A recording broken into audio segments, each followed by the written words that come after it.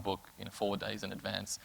That allows us to segment customers and therefore come with an increased theatre yields and increased revenue.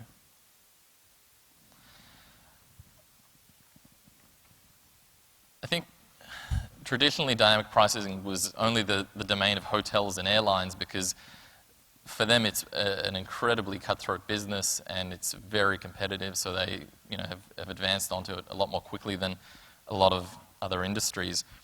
Now it's gone forward to a lot of different businesses, including retail, and I've only really got this example here for a couple of reasons. One is Amazon.com is not something that made sense 15 years ago, but in this context, Amazon is a great business. They aggregate a lot of information, they make it easy for you to buy stuff, and then you've gotten used to this consumer model where you shop around, get a lot of information, and buy at the best price. It took a long time for people to transition to that mentality, and there would have been a lot of people that thought it was a crackpot idea that wouldn't make any money and it'd go bust in the first year, but they've been incredibly successful. Circuit City, which is the second icon there, I've pulled this from a US example. They're a bricks and mortar business that sold electronics and unfortunately didn't catch on to the shifts in people's demands and the way that they like to interact. So in this case, they actually went out of business because they've not been adapting to that shift in the way people want to buy products.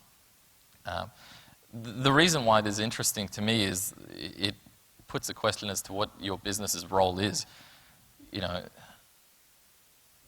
It may make sense to separate the process of sales and distribution to a group buying site or other mechanisms that are perhaps a little bit more flexible than purely focusing on production or things like that. And it just highlights to me how much the market has shifted in the last 15 years. So I would argue that dynamic pricing does give you a more fair and efficient pricing structure.